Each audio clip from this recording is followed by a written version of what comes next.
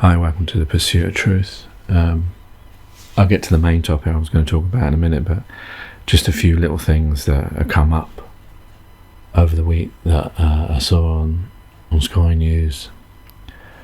First, I did actually record something, but then I gave up recording it, about this speech. I think it was a Conservative Party it was some tech thing with Boris Johnson and Bill Gates.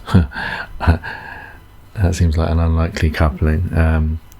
Talking, and Boris Johnson was talking about how, I guess he was referencing COVID, the vaccination, how when humans want to, need to do something, they can get it done. The Prometheus spirit, something like that he was talking about.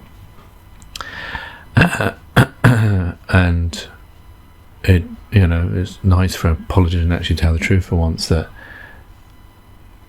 well, it just shows that, when I talk about these things of the system, and when I write these poems about us shackling ourselves and imprisoning ourselves in a system created 1,000 years ago, which doesn't benefit all of us, and then you get a world leader saying that, when we need to do something, we can get it done.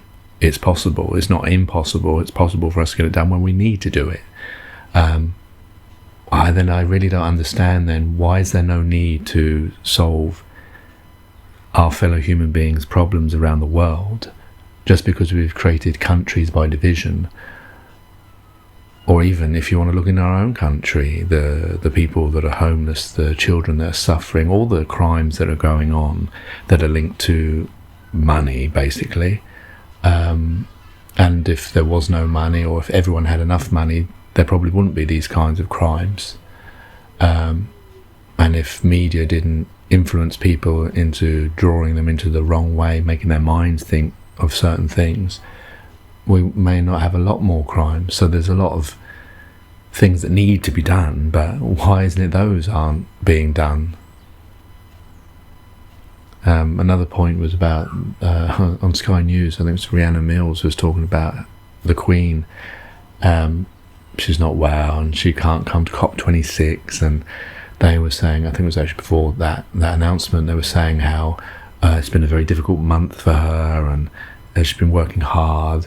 And yeah, I understand she's 95, and yeah, she does get about, and for an older lady that is a lot of work, but just the difference that they put on just because she's the Queen, whereas really she's another human being just like me and you. She's just like your gran or your mother, or etc. She's she doesn't have the power that she has as illusionary, and is given to her by a system that we all live in, where we live. I mean, most of these queens and kings, they're in fantasy now, isn't it?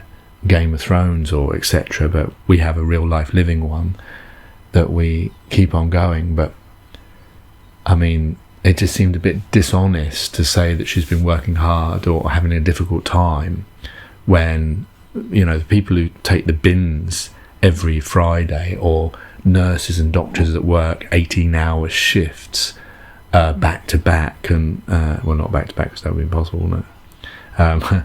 The bricklayers, actual real hard work. It just seems a bit dishonest to say that, and to say that she's going through a lot. I mean, at the moment, I don't know. It's the only thing is the allegations against Prince Andrew and him trying to evade them. And I do wonder, like, if he was another person trying to get away from these, being interviewed, whether they would be able to just evade those things. It's just the inequality of how we see people, and the fact that we accept those things. And there's a lot of people that are suffering this month that can't pay their bills, that can't pay their gas bills, because gas has gone up, food's gone up, electricity's gone up, petrol's gone up. Those are the real people that are suffering this month. And to say the Queen is suffering when she lives in palaces and owns more land than I think any other person on the planet, and has had a very gifted existence, to say she's having a difficult month, it seems a little bit untruthful, unfair to the people that actually are having real difficult months, who can't pay their bills and they're being evicted from their houses. And the thing I wanted to talk about was I was watching J.J. Abrams', I know it's made by Showtime as well, Bad Robot, about UFO. And I noticed that Dale from Beyond the Imaginary Curve is going to talk about it this weekend as well. So it seems like it is spreading this thing. I know it's to do with the documents that are being released about the US government's investigation into these things, ATIP. But there was a good program, this UFO. It's worth watching. It's 4 episodes. I mean, I grew up interested in UFOs and ghosts and unexplained things. I used to make this radio program called The Journey of Unexplained Mysteries. One day I'll have to make it digital and put it on YouTube.